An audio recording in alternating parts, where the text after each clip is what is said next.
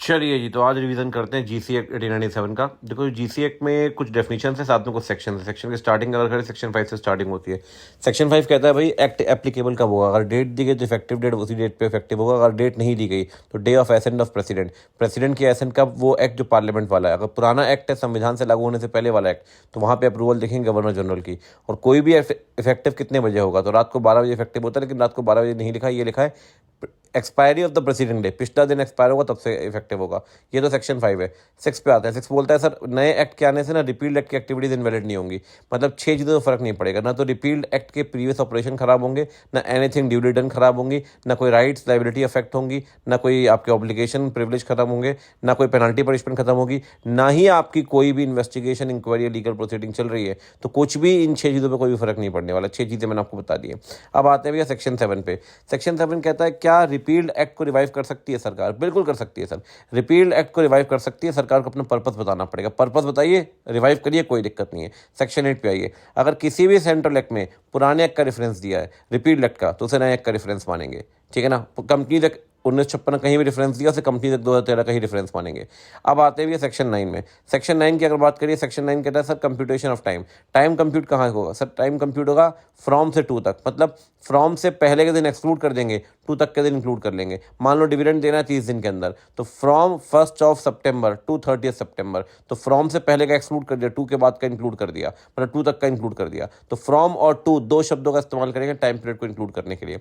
अब आते हैं सेक्शन 10 में। सेक्शन 10 क्या बोलता है? भाई कोई मैटर आपको कोर्ट में लेके जाना है, कोई मैटर आपको ऑफिस में लेके जाना है, मान लो एक 30 दिन के अंदर, और 30वें दिन आखिरी दिन कोर्ट बंद है, तो कब लेके जाओगे? तो मैटर लेके जाओगे next day when the court office will be open. अगले दिन जब कोर्ट ऑफिस ओपन होगा, नेक्स्ट डे, प्रीसीडिंग नहीं, नेक्स्ट डे जब कोर्ट ऑफिस ओपन होगा। एक बात ध्यान रखना, ये एक दिन वाली बात लिमिटेशन एक्ट पे नहीं लगेगी। मतलब टाइम बाद डेट वाले केस में एक दिन और नहीं मिलेगा। ये है भैया सेक्शन 7। ठीक है ना। अब आगे बढ़ते हैं भैया, बात कर लेते हैं सेक्शन 11 की। तो सेक्शन 11 कहता है भैया एक बात ध्यान रखिए, डिस्टेंस का मेजरमेंट करने के लिए सिंपल डिस्टेंस का मेजरमेंट होगा स्ट्रेट लाइन हॉरिजॉन्टल प्लेन पे।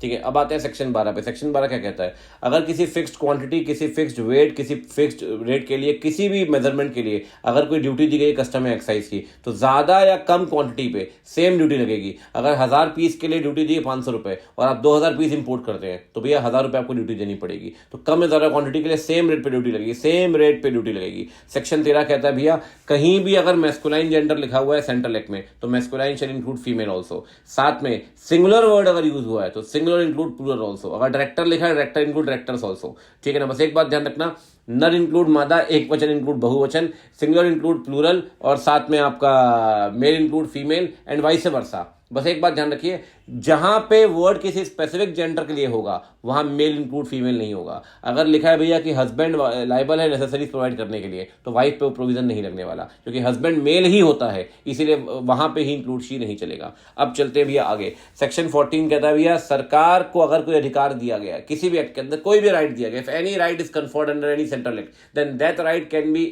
B exercised at any point of time या from time to time when the occasion requires। समय पड़ने पर आप अपने अधिकार को इस्तेमाल कर सकते हैं जब जरूरत पड़ेगी। ये सेक्शन 14 में दिया हुआ है। अब चलते हैं सेक्शन 15 में। सेक्शन 15 क्या बोलता है? सेक्शन 15 कहता है सर किसी भी व्यक्ति का अपॉइंटमेंट करना है आपको, तो अपॉइंटमेंट या तो एक्स ऑफिशियो करोगे या उसके नाम से करोगे। अब आप एनएफआरए में लेकर आते हैं, तो एनएफआरए में होता क्या भी है, जो आईसीआई का चेयरपर्सन है, आईसीआई का जो प्रेसिडेंट है, वो एनएफआरए का पार्ट टाइम मेंबर है। तो कोई भी व्यक्ति आईसीआई का प्रेसिडेंट होगा वो एनएफआरए का पार्ट टाइम मेंबर होगा ही होगा। वो क्या भैया, वो है एक्स ऑफिशियो। लेकिन कई बार नाम से होता है, आपके पास एक्सपीरियंस एंड नॉलेज है, आपको नाम से एनएफआरए का मेंबर बनाएंगे, तो नाम से एक्स ऑफिशियो। सेक्शन 16 कहता है भैया किसी, एक बात बताइए, अगर सेंट्रल गवर्नमेंट आईईपी अथॉरिटी के सीईओ को अपॉइंट करती है, तो हटाने का अधिकार किसके पास है? कह रहा है अगर हटाने को लेकर कोई डिफरेंट प्रोविजन नहीं दिया गया, तो जिसके पास लाने का अधिकार है उसी के पास हटाने का अधिकार है। जो अपॉइंट करेगा व्यक्ति को वही रिमूव करेगा। अगर सीजी अपॉइंट करेगी सीईओ को, तो सीजी ही रिमूव करेगी, अनलेस अंटिल अदरवाइज स्पेसिफाइड, अगर कुछ और नहीं दिया गया तब। सेक्शन 17 कहता है सर अगर लॉ किसी व्यक्ति पे लगाना है तो उसके ऑफिशियल टाइटल पे लगा दो। अगर भैया एमडी पे लगाना है तो एमडी का नाम थोड़ी लिखोगे आप, एमडी लिख दो, मैनेजिंग डायरेक्टर लॉ, उस व्यक्ति पे अपने आप लग जाएगा। तो लॉ को अगर व्यक्ति पे लगाना है उसके टाइटल पे लगा दो। अब आते हैं सेक्शन 18 पे। सेक्शन 18 कहता है सर एक बात बताइए, आप कहते हैं भैया कि एनएफआरए को एनुअल रिपोर्ट देनी पड़ेगी, तो एनएफआरए तो बॉडी कॉर्पोरेट है, वो रिपोर्ट कैसे देगी? तो उस केस में कहीं ना कहीं वो काम वो आप करवाना चाहते हो एनएफआरए के चेयरपर्सन से। तो कह रहा है अगर चेयरपर्सन हो गया सक्सेसर और एनएफआरए हो गया कॉर्पोरेट हैविंग परपेचुअल सक्सेशन, तो कहता है किसी भी सक्सेसर पे लॉ लगाना है तो कॉर्पोरेट पे लगा दो, उस बॉडी पे लगा दो, सक्सेसर पे अपने आप लग जाएगा। तो आपने लिखा भैया एनएफआरए को करना है, मतलब चेयरपर्सन को करना है, तो चेयरपर्सन पे कानून अगर लगाना है तो एनएफआरए पे लगाओ, चेयरपर्सन पे अपने आप लग जाएगा। ये है सेक्शन 18। अब आते हैं 19 पे। एक बात बताइए, अगर कोई सुपीरियर, मान लो इनकम टैक्स कमिश्नर है, चीफ इनकम टैक्स सीसीआईटी, भैया वो उसको हार्ट अटैक आ गया, वो 3 महीने तक बेड रेस्ट कर रहा है, अब उसके नीचे का जो कमिश्नर है वो उसके फंक्शंस परफॉर्म कर रहा है। तो कोई भी सबऑर्डिनेट अगर सुपीरियर वाले फंक्शन परफॉर्म करेगा तो जो लॉ सुपीरियर पे लगता है वो सबऑर्डिनेट पे लग जाएगा। तो subordinate performing the function of superior, तो जो कानून सुपीरियर को लेकर दिया गया वो सबऑर्डिनेट पे लगेगा। ये तो होगी भैया सेक्शन 19 की कहानी। अब आते हैं सेक्शन 20 की कहानी। एक बात बताइए, कंपनीज एक्ट में सब्सिडरी कंपनी डिफाइन है। अब कंपनीज एक्ट के अंदर कोई भी रूल आए, कोई भी बाय लॉ आए, कोई भी ऑर्डर आए, सब्सिडरी कंपनी की जो डेफिनेशन कंपनीज एक्ट में दी है वही डेफिनेशन हम रूल बाय लॉ के अंदर मानेंगे। मतलब मेन एक्ट में दी गई डेफिनेशन ही आपके रूल बाय लॉ ऑर्डर के अंदर मानी जाती है, अगर कोई सेपरेट डेफिनेशन नहीं दी गई तब। अब आते हैं भैया 21 में। 21 क्या बोलता है? एक बात बताइए, कंपनीज एक्ट के अंदर रूल्स लेकर लाने का अधिकार किसके पास है? सीजी के पास है। अगर सीजी नियम ला सकती है तो हटाने का अधिकार भी सीजी के पास ही होगा। सेंट्रल गवर्नमेंट रूल लाने का अधिकार रखती है तो वही हटाने का अधिकार लगेगी। सेक्शन 21 कहता है, बेटा ध्यान रखिए, कि जो अथॉरिटी आपके लिए रूल ऑर्डर ला सकती है वही अथॉरिटी के पास अधिकार होगा उस रूल ऑर्डर को अमेंड करने का या कैंसिल करने का, रिवोक करने का। ऊपर पड़ा था कि जो लाएगा वो हटाएगा, वो था पर्सन को लेकर। 21 में पढ़ रहे हो, जो लाएगा वो हटाएगा, अमेंड करेगा लॉ को लेकर, ठीक है ना। अब आते हैं 22 पे। 22 कहता है सर एक बात बताइए, एनएफआरए का प्रोविजन 2013 में आ गया, लेकिन एनएफआरए बना 2018 में, तो आप क्या मानेंगे? एनएफआरए का सेक्शन 132 132 इफेक्टिव कब हुआ है? 13 में या 18 में? भैया जिस दिन कमेंसमेंट होगा ना उस दिन इफेक्टिव होगा, इनेक्टमेंट पे नहीं, कमेंसमेंट पे। यहां पे इनेक्टमेंट की डेट अलग है 2013, कमेंसमेंट की डेट अलग है 2018, तो इफेक्टिव कब से होगा? कमेंसमेंट से, यानी कि 18 से, ना कि 13 से। तो एक्ट इफेक्टिव होता है कमेंसमेंट पे, ना कि इनेक्टमेंट पे। अब आते हैं भैया 23 पे। सेक्शन 23 क्या बोलता है? सेक्शन 23 कहता है, देखिए एक बात ध्यान रखिए, जो जनरली हम कोई भी कानून बनाते हैं उसके बाद नोटिफिकेशन लेके आते हैं, लेकिन एक सिस्टम होता है प्रायर पब्लिकेशन का, प्रीवियस पब्लिकेशन का। प्रीवियस पब्लिकेशन में क्या होता है कि आप सबसे पहले एक ड्राफ्ट लेकर पब्लिश करते हो न्यूज़पेपर में, वेबसाइट में, जहां भी सही लगता है। ड्राफ्ट में इंटरेस्टेड पर्सन को बोलते हैं आओ अपने सुझाव दो।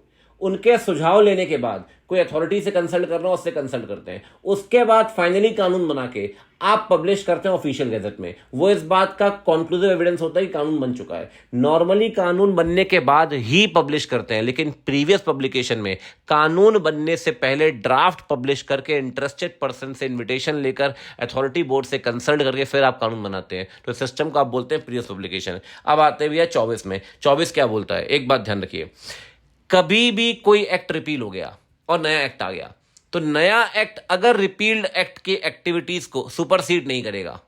पुराने एक्ट के अंदर आया था नकास, जो एएस बनाता था।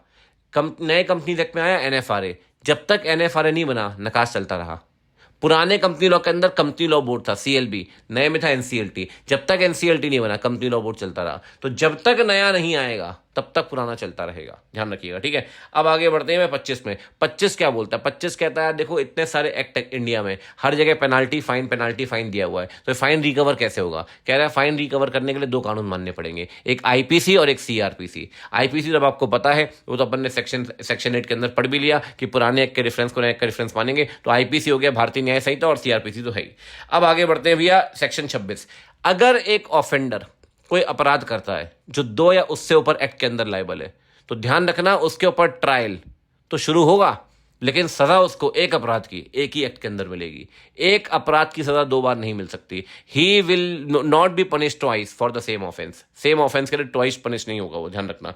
इसके बाद सेक्शन 27। सेक्शन 27 कहता है सर कोई भी डॉक्यूमेंट आपको भेजना है, पोस्ट करना है, तो रजिस्टर्ड पोस्ट से आप भेजिए, जैसे ही भेजेंगे तुरंत इफेक्टिव हो जाएगा। बस 3 बातें ध्यान रखिएगा, प्रॉपर एड्रेस लिखा होना चाहिए, रजिस्टर्ड पोस्ट और प्री पेमेंट। आप भेजिए तुरंत इफेक्टिव। लेकिन ऑर्डिनरी पोस्ट से पता है इफेक्टिव कब होगा? ऑर्डिनरी पोस्ट से इफेक्टिव होगा डिलीवरी पे, जब डिलीवर होगा तभी इफेक्टिव होगा ऑर्डिनरी पोस्ट से। सेक्शन 28 क्या बोलता है? सेक्शन 28 कहता है सर किसी भी एक्ट का रेफरेंस देना हो ना सेंट्रल एक्ट में, एक्ट का रेफरेंस, या तो उसके शॉर्ट टाइटल से ले लो, शॉर्ट टाइटल लिख दो कंपनी एक्ट 2013, या फिर लिख दो ईयर नंबर। जैसे कंपनी एक्ट का ईयर नंबर क्या? 18/2013, 18/2013, तो या तो टाइटल लिख दो या तो ईयर नंबर लिख दो। अब जैसे मान लो गवर्नमेंट कंपनी की डेफिनेशन लिखनी है तो क्या लिखोगे? Section subsection 2 clause 45। तो भैया प्रोविजन रेफर करने के लिए सेक्शन सबसेक्शन, एक्ट रेफर करने के लिए टाइटल या ईयर नंबर। अब आते हैं 29 में। 29 कहता है, एक बात समझिए, जीसी एक्ट से पहले जो भी कानून बने थे, मान लो आईपीसी 1860 में बना, 1860 में बना, कह रहा है भले ही आईपीसी या कोई भी कानून में कह रहा है XYZ, आईपीसी 1897 के बाद कंटिन्यू हो या 1897 के बाद अमेंड हो, अगर जीसी एक्ट उस पर नहीं लग रहा था तो भले ही आईपीसी 1897 के बाद कंटिन्यू अमेंड हो तब भी जीसी एक्ट नहीं लगेगा। अगर पहले नहीं लग रहा था तो बाद में भी नहीं लगेगा। अब आते भी सेक्शन 30, आखिरी सेक्शन में। सेक्शन 30 क्या बोलता है? इस एक्ट में जहां जहां भी एक्ट लिखा है, एक्ट इंक्लूड्स ऑर्डिनेंस, एक्ट में ऑर्डिनेंस आएगा ही आएगा। बस एक बात ध्यान रखना, 5 और 25 को छोड़कर। 5 मतलब आपका वही एक्ट इफेक्टिव कब होगा, प्रेसिडेंट वाली एसन वाला दिन, और 25 मतलब पेनाल्टी वाला पॉइंट। 5 और 25 को छोड़कर जहां जहां भी इस एक्ट में एक्ट वर्ड लिखा है एसीटी, इट इंक्लूड्स ऑर्डिनेंस, वो ऑर्डिनेंस जो भारत सरकार ला सकती है भारत के राष्ट्रपति की सहमति लेकर under article 1 to 3 of the constitution of India. तो ये हो गया भैया जीसी एक्ट समाप्त। डेफिनेशन आप एक बार खुद देख लीजिएगा, मैंने सारे सेक्शन करवा दिए हैं इस ऑडियो डिवीजन के अंदर। बात हो गई डन। चलो बच्चों वाड़ी, तो अब हम स्टार्ट करते हैं इंटरप्रिटेशन का chapter, interpretation of deed, documents और स्टैट्यूट। सबसे पहले बात कर लेते हैं बेसिक की इंटरप्रिटेशन का मतलब क्या होता है। इंटरप्रिटेशन का मतलब होता है जिसके थ्रू कोर्ट लेजिस्लेचर की मीनिंग जानेगा, ascertain the meaning of legislature through the medium of words. Words के through you will ascertain the meaning of lawmaker, जो लॉ बनाया गया है उसकी मीनिंग जानेगा। स्टैट्यूट मतलब कॉमन मैन के लिए स्टैट्यूट का मतलब क्या है? लॉज एंड रेगुलेशंस, चाहे कहीं से भी आई हो, सोर्स कुछ भी हो। आजकल क्या है, लॉ को हम मानते हैं act of parliament is law, लेकिन ऐसा नहीं, लॉ बड़ा टर्म है कंपैरेटिवली, इसलिए हम कहते हैं law is nowadays synonymous with act of parliament. Maxwell ने कहा था कि law is the written will of legislature, will of legislature, भाई लेजिस्लेचर क्या चाहता है वो लॉ के अंदर वो बताएगा। और स्टैट्यूट बेसिकली क्या होता है? स्टैट्यूट बोलते हैं इंग्लैंड में, इंडिया में बोलते हैं लॉ। तो स्टैट्यूट का मतलब होता है इनेक्टेड लॉ। अगर इंडिया में इनेक्टमेंट की बात करें तो लॉ को इनेक्ट कौन करता है? पार्लियामेंट, सेंट्रल गवर्नमेंट के लॉ के लिए, और स्टेट लेजिस्लेचर जो स्टेट गवर्नमेंट का लॉ होता है उसके लिए। पार्लियामेंट का जो लॉ है वो लोकसभा में पास होता है, राज्यसभा में पास होता है, और प्रेसिडेंट उसके अप्रूवल देते हैं। और स्टैट्यूट जो है कॉन्स्टिट्यूशन में कहीं भी नहीं मिलेगा। जैसे मैंने आपसे पहले भी कहा, स्टैट्यूट जो है ये इंग्लिश लॉ का वर्ड है, इंग्लैंड का वर्ड है। कॉन्स्टिट्यूशन में आपको वर्ड मिलेगा लॉ। लेकिन मैंने आपसे पहले भी कहा कि आजकल क्या होता है, हम लॉ को मान लेते हैं इज इक्वल टू एक्ट, जबकि लॉ बड़ा टर्म है, लॉ के अंदर एक्ट भी आते हैं, रूल्स भी आते हैं, ऑर्डिनेंस भी आता है, सब कुछ आता है। तो एक्ट एक छोटा टर्म है, लॉ एक बड़ा टर्म है। अब बात करते हैं डीड की। डीड क्या होता है sir? Deed is an instrument in writing purporting to some legal disposition, वो इंस्ट्रूमेंट जो राइटिंग में बनाया गया है जिसका कोई लीगल इफेक्ट होगा, लीगल डिस्पोजिशन। देखो कंपैरेटिवली अगर बात करें तो इंडिया में डीड और इंस्ट्रूमेंट में कोई डिफरेंशिएशन नहीं होता, लेकिन कंपैरेटिवली एक फर्क है। हर एक डीड इंस्ट्रूमेंट है बट हर इंस्ट्रूमेंट डीड नहीं है। तो कंपैरेटिवली आप कह सकते हैं कि इंस्ट्रूमेंट जो है ये बड़ा टर्म है, तो इंस्ट्रूमेंट के अंदर डीड आती है। तो every deed is instrument but every instrument is not a deed. लेकिन इंडिया में ये सिनोनिमस है, इंडिया में दोनों को सेम मानते हैं। अब आते हैं डॉक्यूमेंट में। देखो भाई, डॉक्यूमेंट का मतलब है any matter expressed by the means of letter, figure और मार्क्स, या एनी ऑफ दोज मीन्स। क्यों बताते हैं वो चीजें? बताते हैं intended to be used for the purpose of recording that matter. तो डॉक्यूमेंट मीन्स एनी मैटर जिसे एक्सप्रेस किया गया है 3 तरीकों से, लेटर, फिगर, मार्क्स, ताकि उसे रिकॉर्ड कर सकें। इससे एक बात बनती है, डॉक्यूमेंट में देखो 4 चीजें होती हैं। पहली बात होती है मैटर। मैटर ये पहला एलिमेंट होता है डॉक्यूमेंट का। यहां पर लिखा है एनी मैटर, एनी का मतलब है डेफिनेशन जो है कॉम्प्रिहेंसिव, इसमें सारी चीजें आएंगी, सारी चीजें आएंगी। अब एनी मैटर के अंदर मैं आपको बताऊं, कल को वीडियो रिकॉर्डिंग है वो भी डॉक्यूमेंट कहलाएगी। रीजन बीइंग एनी मैटर लिखा है, तो पेपर जो है वो डॉक्यूमेंट तो है, वीडियो रिकॉर्डिंग भी आपकी डॉक्यूमेंट है। अब आते हैं रिकॉर्ड में। रिकॉर्ड सेकंड एलिमेंट है। ये रिकॉर्ड जो है ये म्यूचुअल भी हो सकता है, मैकेनिकल डिवाइस में भी हो सकता है। म्यूचुअल मतलब आपने पार्टीज ने खुद रखा, मैकेनिकल डिवाइस मतलब सिस्टम में आपको रिकॉर्ड रखा है, वो भी डॉक्यूमेंट दिया, कोई दिक्कत नहीं है। तीसरा डॉक्यूमेंट है सब्सटेंस। देखो कहीं ना कहीं जो डॉक्यूमेंट होगा वो किसी मेंटल या इंटेलेक्चुअल एलिमेंट उसमें होंगे ही होंगे, उसे हम कहते हैं सब्सटेंस। और चौथा है मीन्स। देखो मीन्स हम तीन तरीके से एक्सप्रेस करते हैं, लेटर फिगर ऑफ मार्क। क्यों क्यों करते हैं एक्सप्रेस? ताकि कम्युनिकेट कर सके दूसरे व्यक्ति के साथ। तो चार एलिमेंट होते हैं डॉक्यूमेंट के, पहला है मैटर, दूसरा है रिकॉर्ड, तीसरा है सब्सटेंस, चौथा है मीन्स। अब आते हैं काइंड्स ऑफ इंटरप्रिटेशन में। देखो इंटरप्रिटेशन, जोलोविक्स जो था उसने दो तरह के इंटरप्रिटेशन बोले थे, एक लीगल एक डॉक्ट्राइनल। लीगल में दो थे, ऑथेंटिक और यूजुअल। ऑथेंटिक का मतलब है बिना मेल मिलावट के, जैसा लॉ में लिखा है वैसा मान लो, जरा दिमाग मत लगाओ, जो लिखा है वो मान लो। ऑथेंटिक इंटरप्रिटेशन है लीगल का पहला पार्ट। लीगल का दूसरा पार्ट है यूजुअल। यूजुअल का मतलब क्या होता है? जब लॉ में क्लैरिटी नहीं होती तो फिर आप लॉ से बाहर जाते हैं, या तो आप कस्टम को अडॉप्ट करते हैं या आप केस लॉ देखते हैं। अब फॉर एग्जाम्पल बहुत सारी जगह ऐसा होता है कि लॉ अधूरा होता है, जहां लॉ अधूरा है तो वहां ऑथेंटिक इंटरप्रिटेशन नहीं लेंगे, वहां यूजुअल इंटरप्रिटेशन लेंगे, चाहे कस्टम से लेंगे चाहे केस लॉ से लेंगे। तो लीगल में दो है, ऑथेंटिक और यूजुअल। डॉक्ट्राइनल में भी दो है। डॉक्ट्राइनल में पहला है ग्रामेटिकल, दूसरा है लॉजिकल। ग्रामेटिकल मतलब क्या है? ग्रामेटिकल मतलब जहां ऑर्डिनरी रूल्स ऑफ स्पीच को इस्तेमाल करोगे, जैसे कि एंड, और, मे, शैल, ये ग्रामेटिकल का पार्ट है। लॉजिकल में कोर्ट ना लेजिस्लेचर के वर्ड्स के बियॉन्ड जाकर लॉजिक लगाएगा और लॉजिक लगा के इंटरप्रिटेशन करेगा। तो डॉक्ट्राइनल में खुद दो हो गए, ग्रामेटिकल और लॉजिकल, और वहां लीगल में भी दो हैं, ऑथेंटिक और यूजुअल। ये है जोलोविक्स की कहानी। फिट्जराल्ड जो है, फिट्जराल्ड ने बोला भैया इंटरप्रिटेशन कई तरह के हैं। अब ये मेन रूल्स हम स्टार्ट कर रहे हैं, ठीक है ना? अभी तक जो भी आपने पढ़ा वो बेसिक का पार्ट था। मेन रूल्स क्या बोलते हैं? सबसे पहला जो रूल है इंटरप्रिटेशन का वो है लिटरल रूल। लिटरल जो है वो फर्स्ट और प्राइमरी रूल है। ये पता है कब लगता है? लिटरल रूल तब लगता है जब वर्ड में जो लैंग्वेज है बिल्कुल प्लेन है। लैंग्वेज बिल्कुल प्लेन है, मीनिंग एकदम क्लियर है। मीनिंग एकदम क्लियर है। लैटिन में हम एक टर्म कहते हैं एब्सोल्यूटा सेंटेंटिया एक्सपोसिटा और नॉन इंडिजेट। मतलब when the words are plain, capable of only one interpretation, no explanation to them is required। अगर वर्ड्स प्लेन हैं, जैसा पढ़ रहे हैं समझ में आ रहा है, तो सर उसको एक्सप्लेन करने की जरूरत नहीं है। ये लिटरल रूल के अंदर होता है। साथ में लिटरल रूल में क्या होता है सर? लिटरल रूल में ना आप कोर्ट जो है वो वर्ड्स को समझता है नेचुरल और ऑर्डिनरी सेंस में। इसीलिए कोर्ट किसी भी तरह का हाइपोथेटिकल कंस्ट्रक्शन नहीं लेता, जैसा लिखा है नेचुरल ऑर्डिनरी सेंस ले लो, कोई दिक्कत नहीं है। कहीं ना कहीं लिटरल रूल जो है ये कार्डिनल रूल ऑफ कंस्ट्रक्शन है, कार्डिनल सबसे मेन रूल है। और आप यहां पे वर्ड को देते हैं नेचुरल और ग्रामेटिकल मीनिंग, बिल्कुल जैसा लिखा है वैसा समझ लो। और एक बात और ध्यान रखिए, एक बड़ा फेमस केस है राम अवतार versus assistant sale tax commissioner. वो क्या बोलता है पता है? वो कहता है यार अगर ऑर्डिनरी मीनिंग क्लियर है ना किसी वर्ड की, तो आपको टेक्निकल मीनिंग देने की जरूरत नहीं है। राम अवतार versus assistant sale tax commissioner, if the ordinary meaning is clear तो आपको नेचुरल मीनिंग ही दीजिए, आप ग्रामेटिकल मीनिंग मत दीजिए। एक और केस लॉ है state of Himachal Pradesh versus Pawan Kumar. वो क्या कहता है भैया? अगर ऑर्डिनरी मीनिंग एक्ट के अगेंस्ट जा रही है तो ऑर्डिनरी मीनिंग नहीं लेंगे। कभी भी ऑर्डिनरी मीनिंग एक्ट के अगेंस्ट नहीं जानी चाहिए। ऑर्डिनरी मतलब जो नॉर्मल बोलचाल में मीनिंग मानते हैं वो होती है ऑर्डिनरी मीनिंग। तो भैया वो एक्ट के अगेंस्ट नहीं जानी चाहिए। अगर ऑर्डिनरी मीनिंग एक्ट के अगेंस्ट है तो फिर ऑर्डिनरी मीनिंग को मॉडिफाई करिए। अच्छा एक बात ध्यान रखिए, कुछ वर्ड्स कुछ टेक्निकल ट्रेड से संबंधित होंगे। अगर कोई वर्ड टेक्निकल मीनिंग चाहते हैं तो आप उसे टेक्निकल मीनिंग भी देंगे, कोई दिक्कत नहीं है। और एक बात सबसे बड़ी बात यह, कई बार ना लॉ पढ़ते वक्त आपको दो इंटरप्रिटेशन मिलते हैं, एक होता है नैरो, एक होता है वाइडर। अगर आपको लगता है सबसे पहले नैरो इंटरप्रिटेशन दो, अगर नैरो इंटरप्रिटेशन से पर्पज अचीव ना हो पाए तो फिर आप वाइडर इंटरप्रिटेशन देना। तो कहीं ना कहीं 6-7 पॉइंट आते हैं लिटरल रूल के अंदर। एक बार दोबारा सुन लीजिए और अच्छे से रिवाइज हो जाएंगे, ठीक है ना? ये है लिटरल रूल। दूसरा रूल है सर फंक्शनल इंटरप्रिटेशन या रीजनेबल कंस्ट्रक्शन। दो नाम से जानते हैं, फंक्शनल भी कहते हैं, रीजनेबल भी कहते हैं। देखो जब लॉ की मीनिंग क्लियर नहीं होगी, जब कोर्ट प्लेन मीनिंग से फेयर कंस्ट्रक्शन नहीं दे पाएगा, जब ग्रामेटिकल इंटरप्रिटेशन से सिर्फ एब्सर्डनेस आएगी, क्लैरिटी नहीं आएगी, सिर्फ एब्सर्डनेस आएगी, जब आपको लगता है वर्ड्स ऑफ इनेक्टमेंट के कारण दो कंस्ट्रक्शन हो रहे हैं, दो इंटरप्रिटेशन हो रहे हैं, तो सर आपको वहां पर एक्ट से मदद नहीं मिलेगी। वहां आपको एक्ट से बाहर जाना पड़ेगा। आपको लॉ मेकर का इंटेंट देखना पड़ेगा और इंटेंट को देखकर ही इंटरप्रिटेशन करना पड़ेगा। मैं फिर बोलूंगा आपको, ये जो इंटरप्रिटेशन है फंक्शनल वाला, इसका सिंपल मेथड है कि भैया words of the statute must be given a sensible meaning. Words जो है इसको सेंसिबल मीनिंग दीजिए। Reason being grammatical interpretation absurdness create कर रहा है सर, आपको ग्रामेटिकल इंटरप्रिटेशन से डिपार्चर लेना पड़ेगा और आपको एब्सर्डनेस खत्म करके एक सेंसिबल मीनिंग देनी पड़ेगी। और जब हम सेंसिबल मीनिंग की बात करते हैं तो एक सिंपल सा लैटिन टर्म है जो लगता है, उसे हम कहते हैं उट रेस मैजिस वैलिएट क्वम पेरिएट। उट रेस मैजिस वैलिएट क्वम पेरिएट, ठीक है ना? और रीजनेबल कंस्ट्रक्शन जो होगी वो स्टैट्यूट के ऑब्जेक्ट के हिसाब से होता है सर, उसमें अपन को लॉ की लैंग्वेज नहीं देखनी पड़ती, ठीक है? अब बढ़ते हैं आगे। तीसरा इंटरप्रिटेशन है सर, थर्ड इंटरप्रिटेशन है हार्मोनियस कंस्ट्रक्शन। देखो हार्मोनियस कंस्ट्रक्शन में क्या होता है? लड़ाइयां होती है सर एक्ट के बीच में, सेक्शंस के बीच में।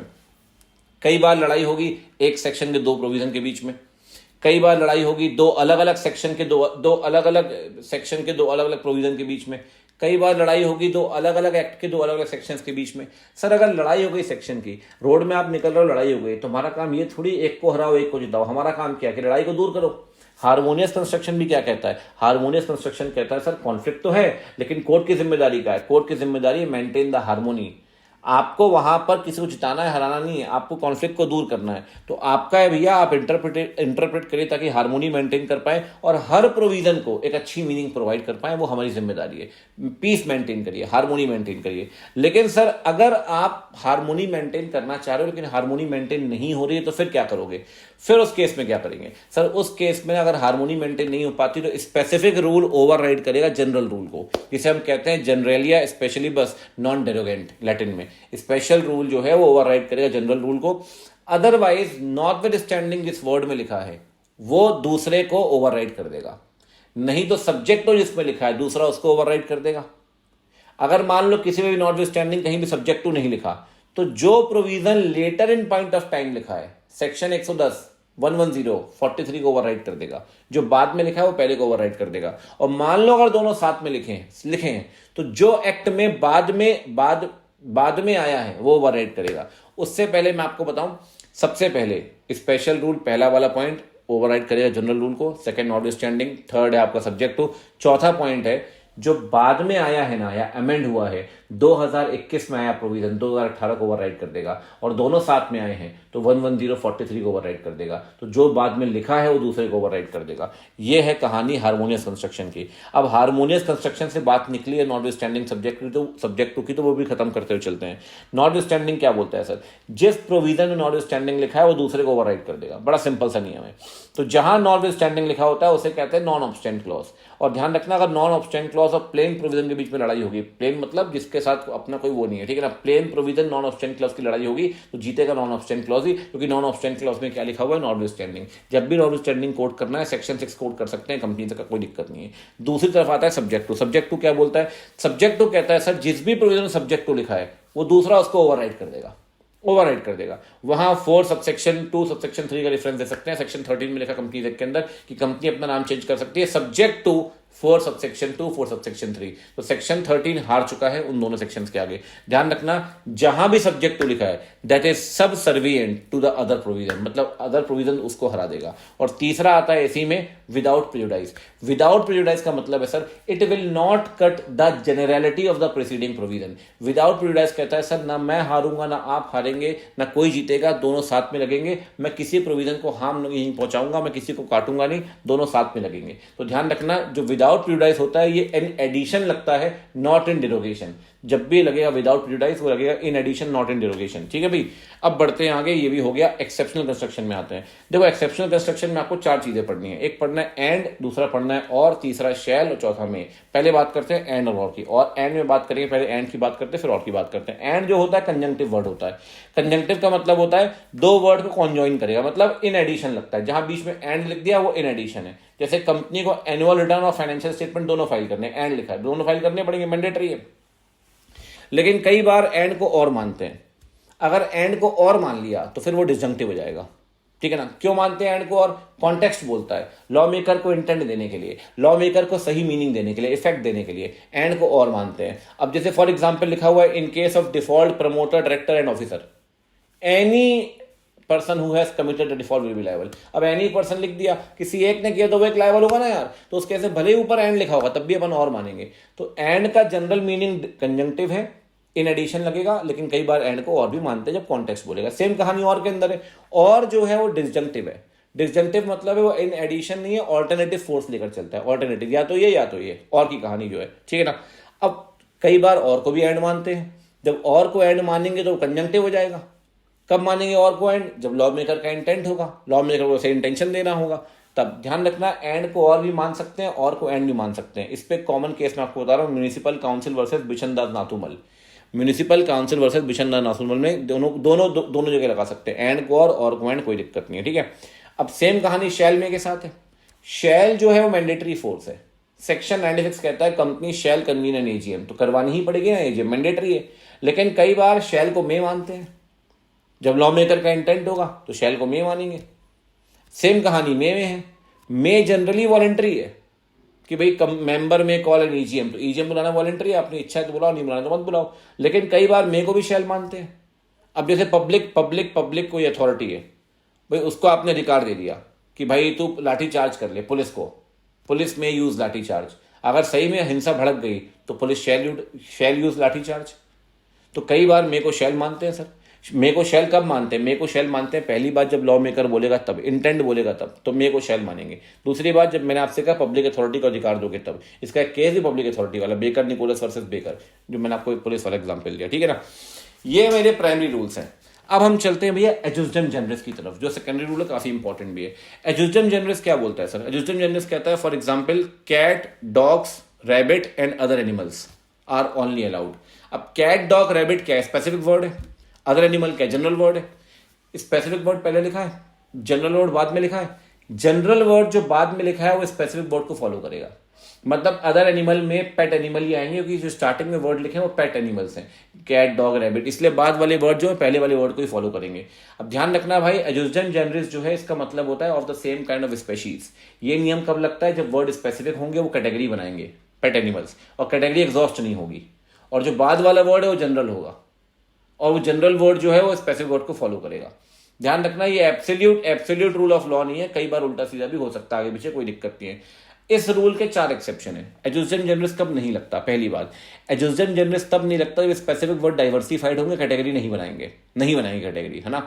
दूसरी बात, जब कैटेगरी ही एग्जॉस्ट हो जाएगी, इतने वर्ड्स लिख दिए, स्पेसिफिक कैटेगरी खत्म हो गई, तो सर वो जो जनरल वर्ड है ना, कैटेगरी को फॉलो नहीं करेगा वो। और तीसरा, अगर आगे पीछे लिख दिया, प्रीसीडिंग वर्ड जो है वो जनरल है, पहले वाला वर्ड जनरल है, तो बाद वाला वर्ड पहले को कभी भी फॉलो नहीं करता, एजुजडम जनरस नहीं लगेगा। और चौथा, अगर लॉ मेकर चाहता है, लेजिस्लेचर का इंटेंट है, तब नहीं लगेगा एजुजडम जनरस। इन 4 केस में नहीं लगता। अच्छा, एक और है नोसेटरस वॉइस। नोसेटरस वॉइस का मतलब क्या है सर? हम इसे बोलते हैं the word will follow the other word, या you can say when the words are having analogous meanings they should be understood in their cognate sense. अगर 2 वर्ड किसी एक चीज को लेकर बनाए गए हैं तो भैया उन दोनों को एक साथ लेकर चलिए। One will derive colour from the other, the general word will be considered less general. For example plant and machinery, plant and flower. अब प्लांट के 2 वर्ड है, लेकिन फ्लावर के साथ लिखा तो दिमाग में पिक्चर कुछ और बनी, और मशीनरी के साथ लिखा तो दिमाग में पिक्चर कुछ और बनी। तो प्लांट की मीनिंग कहां से एब्जॉर्ब कर रहे हैं? साथ वाले वर्ड के हिसाब से। जो साथ वाला वर्ड कह रहा है वही उसमें मानेंगे अपन उस केस में। तो नोसेटरस वॉइस जो है ये साथ वाले वर्ड को फॉलो करता है। इसका एक बड़ा फेमस केस है कमिश्नर वर्सेस सवाई होटल्स का। वो कहता है सर, क्या लिखा उसमें कि manufactured beverage including fruit juice, bottled water और syrup. Fruit juice, bottled water और सिरप। अब फ्रूट जूस में डाउट बन गया कि भैया ये फ्रेश फ्रूट जूस है या कैंड है? कैंड मतलब डब्बे वाला। अब एक बात देखो, आगे बॉटल्ड वाटर लिखा है, सिरप लिखा है, साथ वाले वर्ड तो बात कर रहे हैं कैंड की, तो फ्रूट जूस भी यहाँ कैंड डब्बे वाला ही मानेंगे, फ्रेश फ्रूट जूस नहीं आएगा। साथ वाले वर्ड के हिसाब से आपकी मीनिंग लिखते हैं अपन, ठीक है ना। अब चलता है कॉन्टेम्पोरेनी एक्सपोजिटिव। कॉन्टेम्पोरेनी एक्सपोजिटिव क्या है? जैसे इंडियन कॉन्ट्रैक्ट एक्ट है, 1872 का लॉ है भाई। अगर आज की डेट में बैठ के सोचोगे कि क्या बोल रहा है वो, तो कभी पल्ले नहीं पड़ेगा आपको। तो आप तो बोलोगे इतना पुराना लॉ पढ़ ही क्यों रहे हैं अपन। इसीलिए पुराने लॉ को पढ़ने के लिए आपको पुराने दौर में लेके जाना पड़ता है। उस दौर में लेके जाओ जब लॉ बनाया गया था, उस दौर के हिसाब से पढ़ो। तो इसके लिए कहते हैं कॉन्टेम्पोरेनी एक्सपोजिटिव। This means the law should be understood in the sense in which it was understood at the time it was passed. जब उसे पास किया करता तब उसे जैसे समझा जाया करता था वैसे आप उसे आज समझोगे। कॉन्ट्रैक्ट एक्ट को पढ़ने के लिए सही में आप ये सोचते हैं कि ना इंटरनेट है ना कुछ है, क्योंकि अगर सब कुछ मान लिया तो कभी कॉन्ट्रैक्ट को नहीं समझ पाओगे सर। हमेशा ध्यान रखना, कॉन्टेम्पोरेनी एक्सपोजिटिव में 2 लैटिन वर्ड्स हैं, हमेशा ध्यान रखना। पहला वर्ड है कॉन्टेम्पोरेनिया एक्सपोजिटिव एस्ट ऑप्टिमा एट फोर्टिसिनिया इन लीजे। इसका मतलब होता है contemporaneous exposition is the best and strongest in law. दूसरा है ऑप्टिमा लीगम इंटरप्रेस एस्ट कॉन्स्टिट्यूट of custom is the best interpreter of law. ये सिंपल 2 वर्ड जरूर लिखिएगा, आप जरूर लिखिएगा कॉन्टेम्पोरेनियस एक्सपोजिटिव में, ठीक है भाई। ये हो गए आपके सारे के सारे रूल्स खत्म। चलिए अब बात कर लेते हैं इंटरनेट के। इंटरनेट में सबसे पहला है प्रीएम्बल। प्रीएम्बल के अंदर आता है ऑब्जेक्टिव, स्कोप और पर्पस। कभी भी आपको डाउट कोई भी सेक्शन को समझने में, प्रीएम्बल की मदद लीजिए। गुल्ली पोली सवरिया राज वर्सेस बंडारू भवानी का केस है। बस एक बात ध्यान रखना, कभी भी आप प्रीएम्बल रेफर कर सकते हैं डाउट के केस में, बट प्रीएम्बल कभी भी सेक्शन को ओवरराइड नहीं करेगा। इसका भी एक केस है Kashi Prasad versus state of UP. अब आते हैं भैया शॉर्ट टाइटल लॉन्ग टाइटल पे। शॉर्ट टाइटल में आपको मिलता है टाइटल ऑफ द इनेक्टमेंट, सिर्फ टाइटल मिलेगा। लॉन्ग टाइटल में नेम भी होगा, इनेक्टमेंट का डिस्क्रिप्शन भी होगा साथ में, और प्रीएम्बल में होता है ऑब्जेक्टिव, स्कोप, पर्पस। अब आता है सर चैप्टर और हेडिंग। कई सारे सेक्शंस को इकट्ठा करके चैप्टर का फॉर्म बनाते हैं अपन, जो सिमिलर सेक्शंस होते हैं, और उस चैप्टर को एक हेडिंग देते हैं। कभी भी आपको डाउट होना चैप्टर के अंदर कि किस चीज का सेक्शन है, तो आप चैप्टर की हेडिंग रेफर कर सकते हैं। थथेरा वर्सेस थथेरा का केस है। बस एक बात ध्यान रखना, सेम केस जैसा प्रियम्बल ओवरराइड नहीं कर सकता ना सेक्शन को, वैसे हेडिंग भी ओवरराइड नहीं करेगी कभी भी सेक्शन को। इसका भी एक केस है, ऑफिशियल रिसीवर से चुन्नी राम। ऑफिशियल रिसीवर वर्सेस चुन्नी राम कभी भी हेडिंग भी ओवरराइड नहीं कर पाएगी। एक्चुअली क्या है, सेक्शन ही राजा है, जीतता सेक्शन ही है, सेक्शन को कोई भी नहीं हरा सकता। जैसे मार्जिनल नोट्स है, क्या होता है, सेक्शन की जो हेडिंग होती है ना हर सेक्शन की, वो मार्जिन में प्रिंट होती है, इसलिए उसे कहते हैं मार्जिनल नोट्स। मार्जिनल नोट्स क्या है, टाइटल ऑफ द सेक्शन है सर।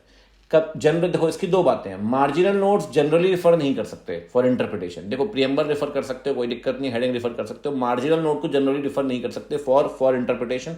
इसका एक केस है सीआईटी वर्सेस अहमद भाई उमर भाई। लेकिन एक्सेप्शनल केसेस में मार्जिनल नोट्स को रिफर कर सकते हैं, ध्यान रखिए। एक्सेप्शन के केस में Sarabjit Singh versus union of India, इसको ये केस कहता है रिफर कर सकते हैं। ऊपर वाला जो केस है वो कहता है रिफर नहीं कर सकते, जो अहमद भाई उमर भाई वाला केस है।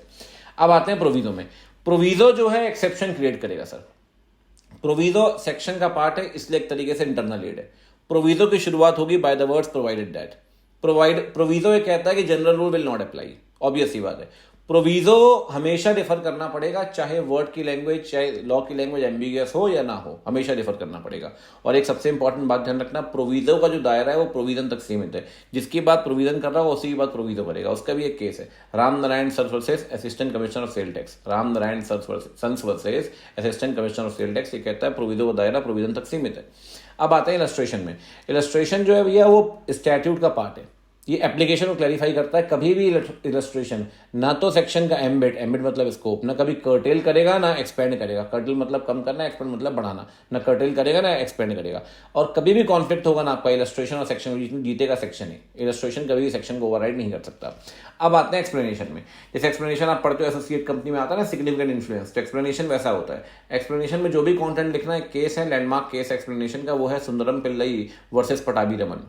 फजल अली भी आता है साथ में। उसके 5-6 पॉइंट है, वही केस के पॉइंट आपको लिखने हैं एक्सप्लेनेशन में। पहला पॉइंट है एक्सप्लेनेशन स्टैट्यूट का ही पार्ट है। दूसरा पॉइंट है भैया वो एप्लीकेशंस को क्लैरिफाई करेगा।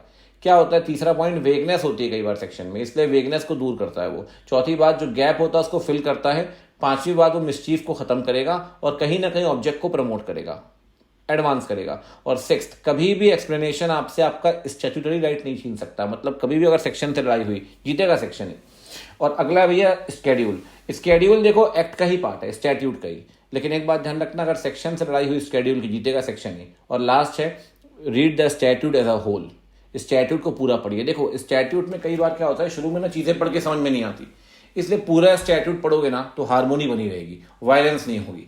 वायलेंस नहीं होगी तो क्या होगा, दूसरा प्रोविजन दूसरे को समझाएगा। अब स्टार्टिंग में सेक्शन 12 पढ़िए, कंपनी तक का स्पेशल रिजोल्यूशन ऑर्डिनरी रिजोल्यूशन मिल जाता है, जबकि OR-SR समझाया क्या 114 के अंदर। तो भैया सेक्शन 12-13 पढ़ के तो OR-SR पढ़ ही नहीं पड़ेगा, तो पूरा लॉ पढ़ोगे तो समझ में आएगा सेक्शन 114 आपकी हेल्प कर रहा है, तो पूरा लॉ पढ़ो सर, उससे हेल्प आपको मिलेगी। ये सारी की सारी है इंटरनल एड। इंटरनल एड में अगली है डेफिनेशन। देखो हर एक्ट में डेफिनेशन सेक्शन होता है।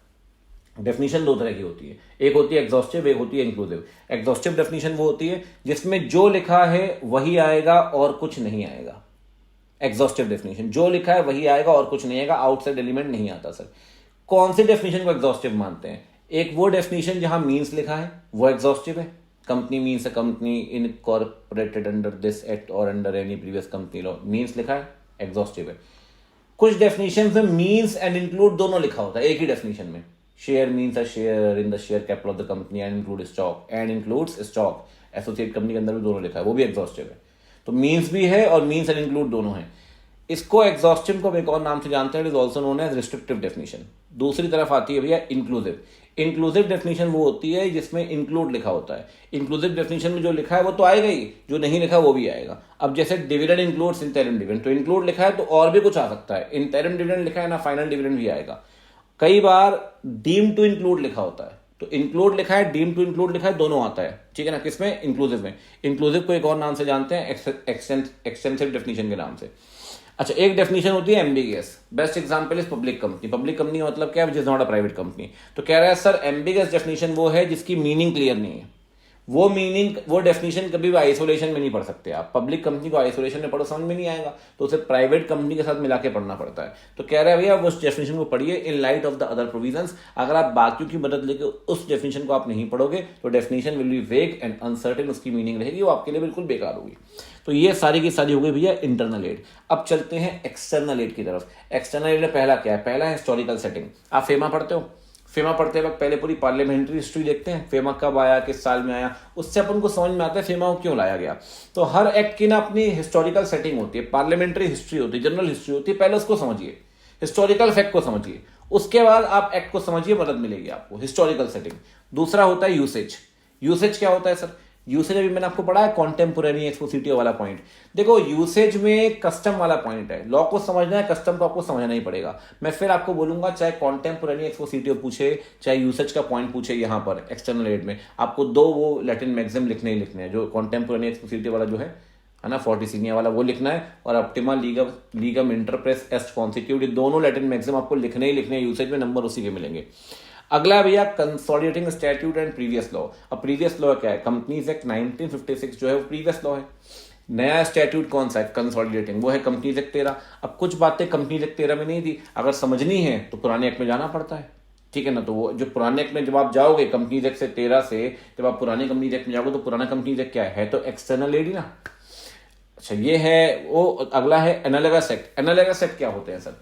अब जैसे आईपीसी और सीआरपीसी, हालांकि अब तो भारतीय न्याय संहिता आ गया, लेकिन फिर भी समझ पाओगे आप। एक है आईपीसी और सीआरपीसी। आईपीसी में लिखा है भैया अगर आपने मर्डर किया तो आपको जेल होगी, अरेस्ट कब होगी, बेल किस ग्राउंड में मिलेगी, चार्जशीट कब फाइल होगी, कब आपको पेश किया जाएगा मजिस्ट्रेट के सामने, ये सब कुछ सीआरपीसी में लिखा है। अब सीआरपीसी अलग ईयर में आया, आईपीसी अलग ईयर में आया, लेकिन आईपीसी को जब भी पढ़ते हैं तो सीआरपीसी के साथ मिलाकर पढ़ते हैं।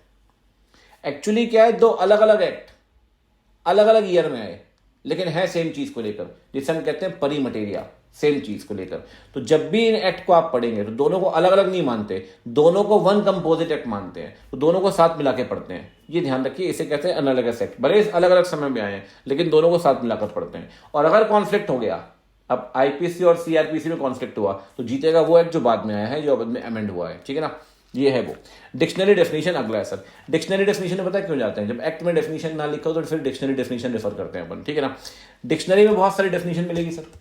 आपको मोस्ट रिलेवेंट डेफिनेशन देखनी है ना, जब प्लांट मशीनरी और प्लांट और फ्लावर लिखा है तो प्लांट की जो आपको प्लांट की दो मीनिंग मिल जाएंगे डिक्शनरी में।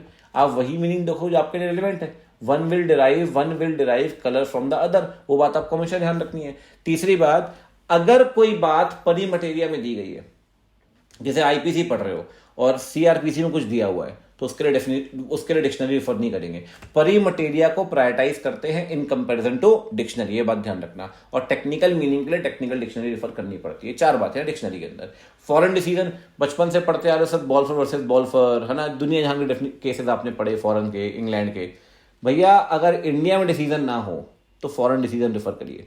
लेकिन फॉरेन डिसीजन उसी कंट्री का जिसका इंडिया के साथ सेम लेवल ऑफ जूरिस्प्रूडेंस है, सेम लीगल सिस्टम है, तभी रिफर करोगे, अदरवाइज रिफर नहीं करेंगे आप। और एक बात ध्यान रखना, अगर इंडिया में केस होगा तो भैया वहां वाला केस रिफर नहीं करेंगे, और जब भी वहां वाला केस रिफर करेंगे प्राइम इंपॉर्टेंस जो आप देंगे वो देंगे इंडियन स्टैट्यूट को। मतलब बाहर वाला केस कभी भी इंडियन स्टैट्यूट को ओवरराइड नहीं करेगा, ध्यान रखना, ओवरराइड नहीं करेगा। अब है सर डीड एंड डॉक्यूमेंट। अब सब कुछ खत्म हो गया, इंटरप्रिटेशन स्टैट्यूट पूरा हो चुका है, अब है इंटरप्रिटेशन डीड डॉक्यूमेंट का। डीड का मतलब क्या होता है, डॉक्यूमेंट का मतलब क्या होता है, स्टार्टिंग में अपन पढ़ चुके हैं। बस सिंपल तरीका ध्यान रखना है, मेथड क्या है। डॉक्यूमेंट पढ़ रहे हैं, पूरा पढ़िए। पार्टीज देखिए कितनी ट्रेंड है। जो एक पढ़ी लिखी पार्टी होगी उसका इंटेंट अलग होगा जब वो डॉक्यूमेंट बनाएगी, जो अनपढ़ है उसका इंटेंट अलग होगा। तो पार्टीज को देखिए सर, अगर आपको लगता है पार्टी स्किल्ड नहीं है तो स्ट्रिक्ट इंटरप्रिटेशन देने की जरूरत नहीं है। राम किशोरी लाल वर्सेस कमल नारायण, आपको स्ट्रिक्ट इंटरप्रिटेशन देने की जरूरत नहीं है, जैसा है सर मान लो, कोई दिक्कत नहीं है। और एक बात ध्यान रखना, पार्टीज का इंटेंट जरूर देखना, पार्टीज का इंटेंट जरूरी होता है सर। दूसरी बात, एक वर्ड की सेम मीनिंग होगी थ्रू आउट द डॉक्यूमेंट, अगर कोई डिफरेंट मीनिंग नहीं दी गई तब। निर्मला बाला घोष वर्सेस बलाई चंद घोष, एक मीनिंग, एक पूरे डॉक्यूमेंट में आर्टिकल पढ़ रहे हो, मेमोरेंडम पढ़ रहे हो, एक वर्ड की मीनिंग है, सेम मीनिंग मानो, अगर सेपरेट मीनिंग ना दियो। अगर सेपरेट मीनिंग दियो, सेपरेट मीनिंग माननी पड़ेगी। उसका भी एक केस है, कुलतार सिंह वर्सेस मुख्तियार सिंह, वो कहता है अगर सेपरेट मीनिंग दियो तो सेपरेट मीनिंग मानो, वरना सेम मीनिंग मानेंगे, घोष वर्सेस घोष, ठीक। कॉन्फ्लिक्ट के केस में कॉन्फ्लिक्ट को दूर करिए, वो स्टैट्यूट वाला पॉइंट। बट एक फर्क है, अगर कॉन्फ्लिक्ट दूर ना हो तो यहां पहले वाला पॉइंट, पहले वाला क्लॉज बाद वाले को ओवरराइड करता है, स्टैट्यूट में बाद वाला पहले वाले को ओवरराइड करता है, यहाँ पहले वाला बाद वाले को ओवरराइड करता है, ठीक है ना, कॉन्फ्लिक्ट के केस में। और एक बात ध्यान रखना, अगर एक क्लॉज इनवैलिड होगा ना, उससे पूरा डॉक्यूमेंट इनवैलिड नहीं बनेगा, अनलेस अंटिल वो डॉक्यूमेंट इंटीग्रल पार्ट है, वो क्लॉज इंटीग्रल पार्ट है डॉक्यूमेंट का, which you can not separate, आप उसे अलग ही नहीं कर सकते, तो पूरा पूरा डॉक्यूमेंट वॉइड है। अदरवाइज एक क्लॉज के इनवैलिड होने से पूरा डॉक्यूमेंट इनवैलिड नहीं होगा। ये है भैया डॉक्यूमेंट और इसका। और लास्ट में बता रहा हूं आपको, इंटरप्रिटेशन हो गया डॉक्यूमेंट का। लास्ट एक टॉपिक में पढ़ाता हूं, difference between construction and interpretation. Construction interpretation का डिफरेंस क्या है? कंस्ट्रक्शन तब लगेगा जब लॉ की लैंग्वेज प्लेन नहीं है, इंटरप्रिटेशन जब लॉ की लैंग्वेज प्लेन है। कंस्ट्रक्शन में आप जो समझोगे चीजों को, वो समझोगे as per spirit of law, not necessarily within the letters of law. जो लॉ में लिखा है ना, उसको ध्यान नहीं देते, स्पिरिट ऑफ लॉ देखते हैं कहां पे, कंस्ट्रक्शन में। लेकिन इंटरप्रिटेशन में जो आप चीजों को समझोगे, it will be as per the language of the law itself. Words of law must be interpreted in definite and precise sense. जैसा लिखा है वैसा ही समझना है। कहां पे? इंटरप्रिटेशन में। कंस्ट्रक्शन में ऐसा नहीं होता। अच्छा, एक बात ध्यान रखिए, कंस्ट्रक्शन इंक्लूड्स इंटरप्रिटेशन, तो ब्रॉडर टर्म कौन सा हुआ? कंस्ट्रक्शन।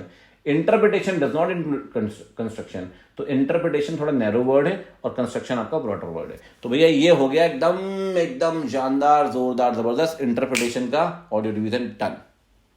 चलिए भी आश करते हैं फेमा का फटाफट से ऑडियो रिवीजन।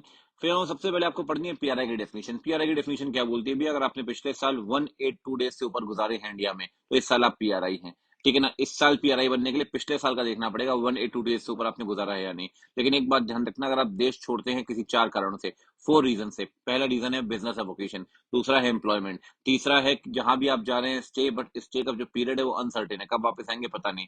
चौथा है आरबीआई का मास्टर सर्कुलर है 45/2003 कि भैया अगर आप देश छोड़ रहे हैं फॉर हायर स्टडीज, 4 कारणों से अगर आपने देश छोड़ा, बिजनेस, एम्प्लॉयमेंट या फिर हायर स्टडीज या फिर आपने अनसर्टेन पीरियड, जैसे आप देश छोड़ोगे देश आपको छोड़ देगा। मैं सिंपल कहता हूं, the day you will leave India, India will leave you. जैसे आप देश छोड़ोगे पीआरओआई बन जाओगे, ठीक है ना। भले आप पिछले साल 200 दिन इंडिया में रहो, अगर देश छोड़ते हैं इन 4 कारणों से, आप पीआरओआई बन जाएंगे।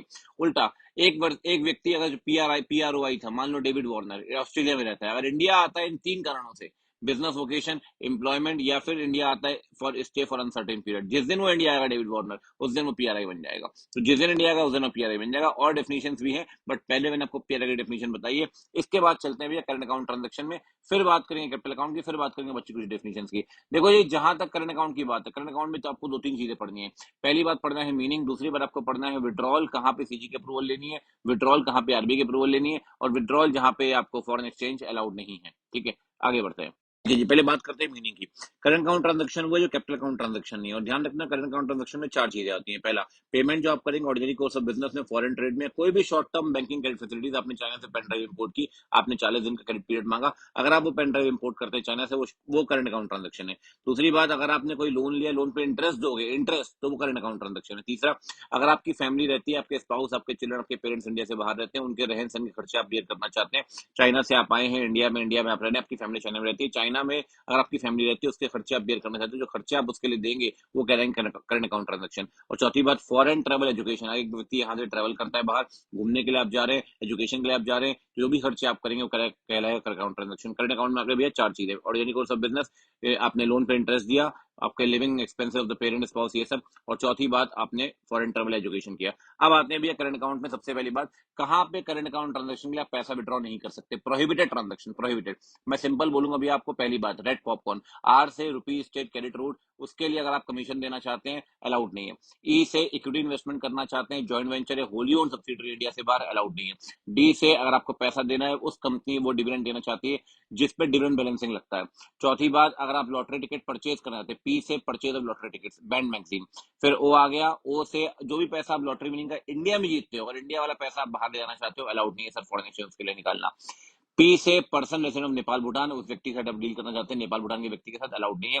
फिर सी से अगर कॉल बैक सर्विस के लिए पैसा देना चाहते हैं, वो अलाउड नहीं है। ओ से out of racing riding, racing riding का पैसा आपने इंडिया में जीता, सोच रहे हो ये पैसा कन्वर्ट करके यूएसडी में बाहर ले जाओ, अलाउड नहीं है, उसके लिए यूएसडी लेना, फॉरेन एक्सचेंज अलाउड नहीं है। आर से अगर कोई भी एनआरएसआर अकाउंट है, उसकी इंटरेस्ट इनकम है, वो आप बाहर ले जाना चाहते हैं, आपको इंटरेस्ट इनकम हो रही है इंडियन रुपी में, आईएनआर में, वो सोच रहे हैं आप यूएसडी में ले जाएं, अलाउड नहीं है। एन से फिर अगेन नेपाल भूटान ट्रेवल करना चाहते हैं, अलाउड नहीं है। रेड पॉपकॉर्न इज निमोनिक, इन सारे पर्पस के लिए फॉरेन एक्सचेंज आपको प्रोहिबिटेड है सर, अलाउड ही नहीं है। दूसरा वो केस जहां पे फॉरेन एक्सचेंज मिल तो जाएगा लेकिन सीजी से पूछना पड़ेगा, सेंट्रल गवर्नमेंट की अप्रूवल लगेगी। Schedule 2, schedule 1 prohibited, schedule 2 with the approval of CG. कब कब? कल्चरल टूर के लिए आपको पूछना पड़ेगा एचआरडी मिनिस्ट्री से, और स्पोर्ट्स इवेंट के लिए आपको पूछना पड़ेगा एचआरडी मिनिस्ट्री से। एचआरडी मिनिस्ट्री के अपने अपने भैया ध्यान रखना डिपार्टमेंट है। अगर आप कल्चरल टूर की बात करें, कल्चरल टूर के लिए आपको पूछना पड़ता है department of education and culture. अगर आप बात करें स्पोर्ट्स इवेंट के लिए, इससे आपको पूछना पड़ेगा department of youth affairs and sports. एक बात ध्यान रखना, स्पोर्ट्स इवेंट के लिए नहीं पूछना एचआरडी मिनिस्ट्री से। कब?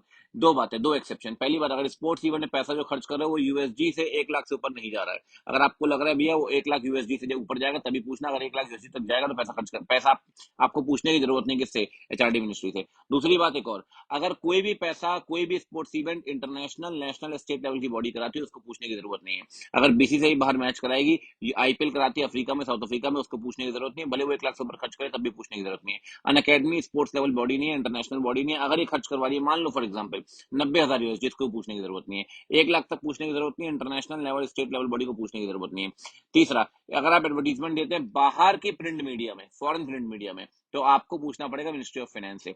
दो केस में चार्डी मिनिस्ट्री, दो केस में फाइनेंस मिनिस्ट्री से। फाइनेंस में अगर प्रिंट करते हैं आप इलेक्ट्रॉनिक मीडिया में तो पूछना पड़ेगा, उसके भी दो एक्सेप्शन है। पहली बात, अगर आप प्रिंटिंग करवा रहे हैं इंडिया में टूरिज्म को बढ़ाने के लिए, इन्वेस्टमेंट के लिए, और तीसरा इंटरनेशनल बिडिंग के लिए, या जो आप खर्चा कर रहे हैं फॉरेन प्रिंट मीडिया में एडवर्टीजमेंट का वो 10,000 यूएसडी से ऊपर नहीं है, तो आपको फिर पूछने की जरूरत नहीं मिनिस्ट्री ऑफ फाइनेंस है। दो एक्सेप्शन है, 10,000 यूएसडी या आप कर रहे हैं टूरिज्म के लिए, इन्वेस्टमेंट के लिए, इंटरनेशनल बिडिंग के लिए। मिनिस्ट्री ऑफ फाइनेंस से और कब पूछेंगे सर? मेंबरशिप अगर दे रहे हैं पी&आई क्लब की, इसके लिए मिनिस्ट्री ऑफ फाइनेंस से पूछना पड़ेगा। दो हो गए एचआरडी मिनिस्ट्री, दो हो गए मिनिस्ट्री ऑफ फाइनेंस। अब वाला आता है भैया मिनिस्ट्री ऑफ सरफेस ट्रांसपोर्ट से पूछना पड़ता है 3 केस में। पहला है अगर आप इनलैंड वेसल का भाड़ा देना चाहते हैं, फ्राइट, तो आपको देना पड़ेगा सर, पूछना पड़ेगा मिनिस्ट्री ऑफ सरफेस ट्रांसपोर्ट से, ठीक है ना। एक और है भैया, अगर आप कंटेनर मंगवाते हैं, मान लो मनीषा से आपने इंपोर्ट किया लैपटॉप, अब आपके लैपटॉप आपके खाली करने की जगह नहीं थी, अब कंटेनर आपने रोक लिया, तो जो एक्सपोर्टर है आपका तो आपको बोल रहा है भैया कंटेनर के चार्जेस देने पड़ेंगे, आप दे रहे हैं, देने तो पड़ेंगे फॉरेन एक्सचेंज में, किससे पूछना पड़ेगा? Again ministry of surface transport से। तीसरा, अगर आप इंपोर्ट जो पैसा करते हैं, गुड्स करते हैं, अगर इंपोर्ट का पैसा आपको देना है, जो इंपोर्ट आप कर रहे हैं बाय ओशियन ट्रांसपोर्ट, उसके लिए पूछना पड़ेगा सरफेस ट्रांसपोर्ट से। तो सरफेस ट्रांसपोर्ट से पूछना है 3 केस में, इनलैंड वेसल, कंटेनर के चार्जेस और इंपोर्ट बाय एशियन ट्रांसपोर्ट। अब आता है भैया हायरिंग चार्ज और ट्रांसपॉन्डर। ट्रांसपॉन्डर जिसके थ्रू आप अपने चैनल वगैरह चला रहे हैं टीवी के, ट्रांसपॉन्डर के अगर हायरिंग चार्ज आपको देने हैं, या आपको देना है इंटरनेट सर्विस प्रोवाइडर के चार्जेस देने हैं आपको, जो टीवी चैनल चला रहे हैं वो सब कर रहे हैं, उसके आपको पूछना पड़ेगा मिनिस्ट्री ऑफ इंफॉर्मेशन ब्रॉडकास्टिंग और मिनिस्ट्री ऑफ कम्युनिकेशन और आईटी से। मतलब एक एक चीज ऐसी जहां दो मिनिस्ट्री से पूछना पड़ता है। साथ में अगर आप मल्टी मॉडल ट्रांसपोर्ट ऑपरेटर, उस केस में आपको पूछना पड़ेगा किसी से भी नहीं, आपको सिंपल लेना है registration certificate from director general of shipping, DG shipping से आप ले लो भैया, बात बन जाएगी। मतलब 2 में एचआरडी, 2 मिनिस्ट्री ऑफ फाइनेंस, 3 में सरफेस ट्रांसपोर्ट, 1 में इंफॉर्मेशन ब्रॉडकास्टिंग और 1 में डीजी से आपको शिपिंग लेना पड़ेगा। डीजी कह रहा हूँ, डीजी से आपको आरसी लेना पड़ेगा, ठीक है ना। तो ये हो गया भैया withdrawal with approval of CG. अब आते हैं विड्रॉल जहां जहां आरबीआई की अप्रूवल लगती है। एक बात मैं आपको सिंपल बोल रहा हूँ, $2.5 लाख तक कहीं नहीं पूछना भैया। पहले बात करते हैं इंडिविजुअल की। आप प्राइवेट विजिट में बाहर जाइए घूमने के लिए, जाइए एक बार या उससे ऊपर जाइए, कोई दिक्कत नहीं, 2.5 लाख यूएसडी की लिमिट है। आप गिफ्ट डोनेशन देना चाहते हैं पीआरओआई को, 2.5 लाख यूएसडी की लिमिट है। आपका क्लोज रिलेटिव बाहर रहता है, आप पैसा देना चाहते हैं, 2.5 लाख यूएसडी की लिमिट है। आप जॉब के लिए बाहर जा रहे हैं, पैसा जो खर्च हुआ 2.5 लाख यूएसडी की लिमिट है। आप बिजनेस पर्पस के लिए बाहर जा रहे हैं, इररिस्पेक्टिव ऑफ कितनी बार भी जाओ पूरे फाइनेंशियल ईयर में, कितनी बार भी, 2.5 लाख यूएसडी की लिमिट है। आपका पेशेंट जा रहा है, आप अटेंडेंट बन के जा रहे हो, 2.5 लाख यूएसडी की लिमिट है। इन सारे 6 केसेस में 2.5 लाख यूएसडी की लिमिट है। लेकिन एक बात ध्यान रखना, अगर आप पढ़ने के लिए बाहर गए तो 2.5 लाख यूएसडी, या जो आपका इंस्टीट्यूट है एजुकेशनल, उसने जो आपको एस्टिमेट दिया विच एवर इज हायर, अगर एजुकेशनल इंस्टीट्यूट बोल रहा है 4 लाख यूएसडी, तो फिर 4 लाख यूएसडी तक पूछने की जरूरत नहीं है आरबीआई से। मेडिकल ट्रीटमेंट में सेम केस है, 2.5 लाख यूएसडी या जो एस्टिमेट दिया होगा हॉस्पिटल ने, वहां पे विच एवर इज हायर, ठीक है ना। एक बात ध्यान रखना, अगर जो एस्टिमेट दिया हॉस्पिटल ने 2.5 लाख यूएसडी से ऊपर जा रहा है, तो आपको एस्टिमेट लेना पड़ेगा उसका, या तो डॉक्टर इन इंडिया या आउटसाइड इंडिया आपको लेना पड़ेगा, सबमिट करना पड़ेगा। और इमिग्रेशन में सेम है, इमिग्रेशन मीन आप बाहर शिफ्ट हो रहे हो, तो अगेन 2.5 लाख यूएसडी या जो एस्टिमेट दिया उस कंट्री ने, विच एवर इज हायर। तो 3 केस है, मेडिकल ट्रीटमेंट, स्टडीज और इमिग्रेशन, इस पे विच एवर इज हायर चलता है, बाकी हर जगह 2.5 लाख यूएसडी है।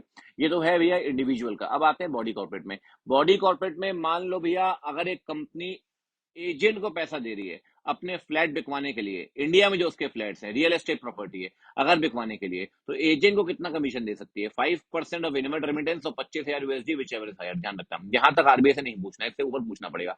कंसल्टेंसी दे रहे हो आप, पीआरओआई कंसल्टेंसी चार्जेस किस चीज के लिए दे रहे हो?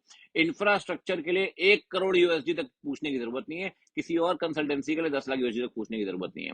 अब आप डोनेशन दे रहे हो, चेयर क्रिएट करनी है, मान लो हार्वर्ड में, स्टैनफोर्ड में, रेपुटेड यूनिवर्सिटी में आपको चेयर क्रिएट करनी है, यूनिवर्सिटी के फंड में आपको कंट्रीब्यूट करना है, या किसी टेक्निकल इंस्टीट्यूट में आपने कंट्रीब्यूट करना है जो आपका सेम एक्टिविटी करी करता है। मान लो आप टायर बनाते हो, टायर का रिसर्च इंस्टीट्यूट है, उसके पैसा देना चाहते हो, दो सर कोई दिक्कत नहीं है।